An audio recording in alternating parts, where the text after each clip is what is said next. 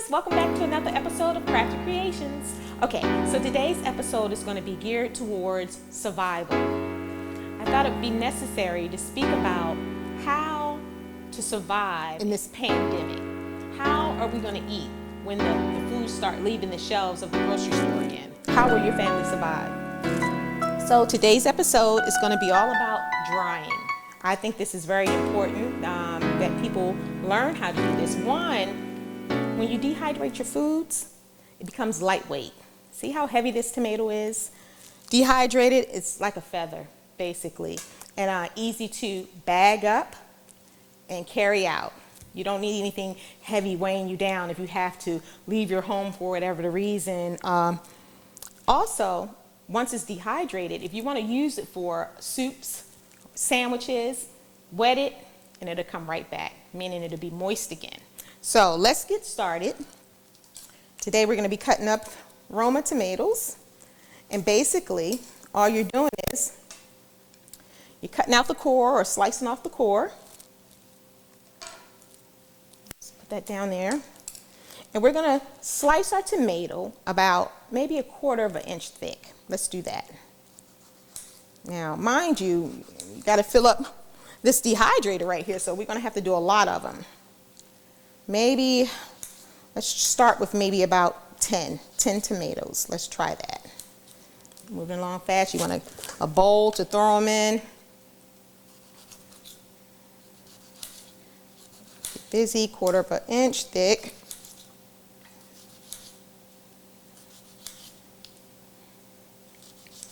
Careful not to slice your hand, please. No injuries.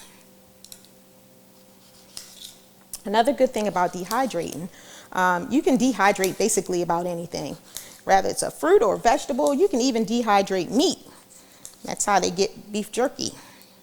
So, let's do this right here. You want to make sure you have a nice, clean dehydrator and the trays are free of anything sticky.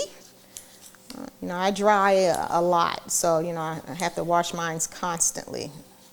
So we'll put these tomatoes in here, in the bowl here. Very easy, nothing really difficult about drying, but if you've never done it before, you may get a little confused, you might have some questions, so hopefully this video will clear up some questions that you may have in reference to drying, right? All right, we may not even need 10 to tell you the truth. Let's just do a few more tomatoes and I can just kind of show you exactly how to do this thing here. All right, 5. Mind you, please pre-wash your vegetables before you get to slicing them. I do pineapple, peaches, mango, tomato, carrots, zucchini, squash. But I'm a vegetable lover, so hopefully you'll become a vegetable lover. Vegetables are just so much better for you than consuming all the meats sometimes. So, all right. Also, we're going to speak about seasonings because on my dried tomatoes, I like to put a little garlic on them with some basil. And once it dries, you have this bold flavor that just comes through, right? All right, one more, then we'll get started.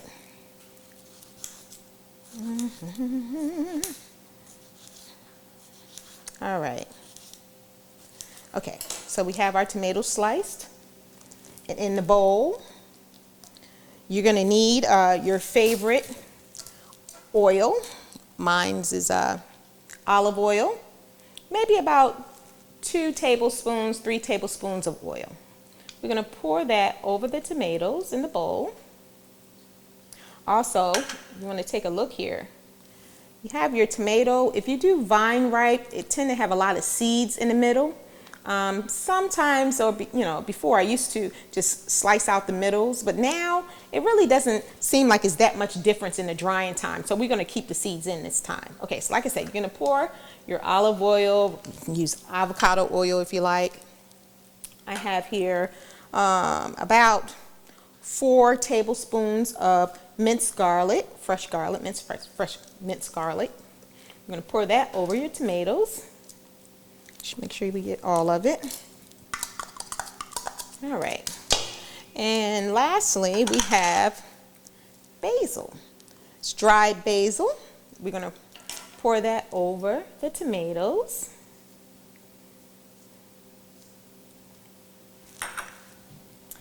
See? Now we're just going to mix. You're just going to mix and make sure they're nice and covered and coated. The oil is going to assure that the herbs and the garlic adhere to the tomato. Like I said, it's always good to dry. You know, your dry goods will last years. The same as canning goods. They will last a long time. And trust and believe that, again, once food becomes a problem, food access becomes a problem, you're going to be happy that you took my advice and did some drying. All right. Okay.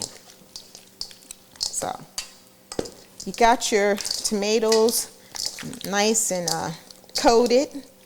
Normally, you would let them sit maybe, I'll say 30 minutes or so, 15, 30 minutes if you like, just to make sure your flavor is nice and robust.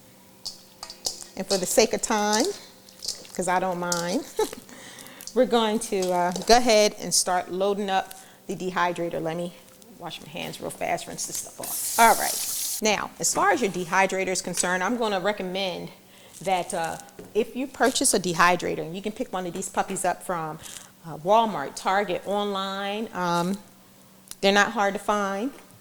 They usually come with 3 or 4 trays. Some, if you pay a lot more money for them, will come with 5, 6, 10 trays. This one is just a 3-tier, 3-tray dehydrator. And as you can see, it has a fan element inside here. The fan element, I like the fan element better than just the regular heating element. The regular heating element takes a lot longer to dry the food. But when you have that air circulating around the food, it just tends to dry a lot faster. So we're going to stack our trays here. We're going to start with tray number 1. And what you're going to do, pull this to the side because I want you guys to be able to see. You're going to line the tray with your tomatoes, and you can put them as close as possible without touching. Close as possible without touching. That's important because you want the air to be able to circulate completely around the tomato, and again, it saves on drying time. So let's do that. We're going to get on around this tray here. All right. Remember, we have 3 of these to go. Here we go. You know, sometimes I might even slice a tomato in half like this. For those spots that don't require a complete slice, you can stick a half a slice in there without touching. Let's get on in here. And believe it or not, before you know it, you'll be done dried 50 tomatoes in order to fill up 1 Ziploc bag. I use Ziploc bags to store the dry goods in because you really don't need much more than that. You know, I mean, it's already dry. So get a Ziploc bag, maybe get your straw, you know, push the air out as you're putting the tomato slices in, the dried slices, and please make sure it's dry. You don't want mold building up on your vegetables because you couldn't wait and it's not completely dry. So get your Ziploc bag. Once they're dry, you put them in there, get a straw, stick it in the end, push out the air, maybe even suck the air out of the bag a little bit, and then hurry up and shut it. That's good. This is how it's going to look on your dehydrator tray. And I have 3 of these to do. I'm not sure if I have enough tomatoes to fill up all 3, but we're going to, for the sake of this video, we're going to go ahead and put it on top here. Grab another tray. This is excellent for fruits and vegetables. Oh my goodness. The pineapples, mangoes, even bananas, making banana chips. You can dehydrate anything. I'm not a big fan of dehydrating the meats, but I will, especially now that things are so crazy. You just don't know what's going to happen. and if you're going to be able to get more meats and, on a regular basis. So again, I'm not trying to scare anybody. I just want to prepare you for survival, basically, being able to feed your family.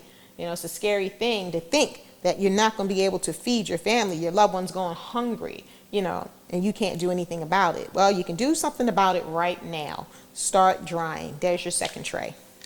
Here's your second tray. Now, these little end pieces, they tend to take a lot longer to dry. So I try to get all of them on one tray.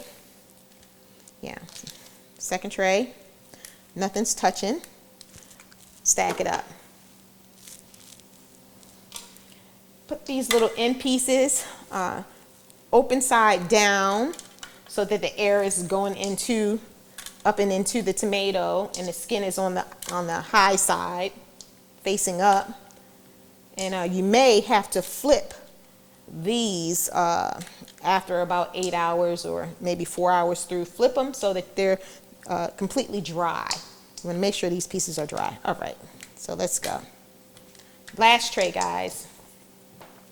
Oh my God, I wish you could smell it. It smells so delicious. The basil is out of this world. Yeah, you can use it for sandwiches. I like using mine for sandwiches and soup. So, anything that requires tomato. Even I will put little pieces of dried tomato in my chili. The flavor is phenomenal. I'm telling you, it's just real robust. Okay, so that was just enough. That was perfect. Just enough. Let me put that back here. Just enough. Last tray, those butt pieces is what I call them. They're facing down. We're going to put actually, I'm going to put this last tray on the bottom because they're harder to dry. So let's put that one on the bottom. Put this one back at the top. And now we have them stacked. We'll clean this up in a second. You have your lid. Some lids have the inner circle that you can spin and close off the air, open the air. This one is open. Put that on there. I'm going to turn the dehydrator on high and just turn it on. You'll know that it has that fan element because you can hear the fan moving. If it's just a heating element, you're not going to hear the fan, and that's not the one you want. Just take a look at the box when you buy it and make sure that it has a fan element. You can set this dehydrator to the side, let it go overnight, 8 hours or so, and just go through the trays, making sure that the ones you're pulling off are completely dry before you put them inside of the Ziploc bag. That's important, again, because you don't want mold buildup on your fruits and vegetables. You can dehydrate, again, anything, zucchini, carrots, onions, whatever you like. I don't recommend salt and pepper though. Do not salt and pepper your veggies before you dehydrate. It doesn't give it, the flavor is just not real good to me. So, can if you like, but I don't recommend it. And that's basically it as far as dehydrating is concerned. Okay, so this is what you're going to get. The tomatoes that we dehydrated a little earlier have reduced themselves down to this. Now, keep in mind, Roma tomatoes are kind of small anyway. So if you did a vine ripe tomato, the rings would be a lot bigger, maybe a little bit more bigger than this, but I love this. Anyway, this is how it looks when your tomatoes completely dehydrated. It's dry to the touch. You don't feel any moisture, not even on the butt ends. Let me grab a butt end, which is the very ends of the tomato. Let's see here, I'm trying to find one. Anywho, I'm seeing, huh? Okay, so nevertheless, you want to make sure, especially on the butt ends, the very ends of the tomatoes, that they're dry to the touch inside to avoid getting sick from mold, because you just couldn't wait for it to dry all the way. Flip that thing as much as possible to make sure that it's dry. This is the result of 60 tomatoes, believe it or not. You see that? The bag is not even full yet. And the way you want to store these, again, you want to push as much air out as possible. Ziplock it up a little bit.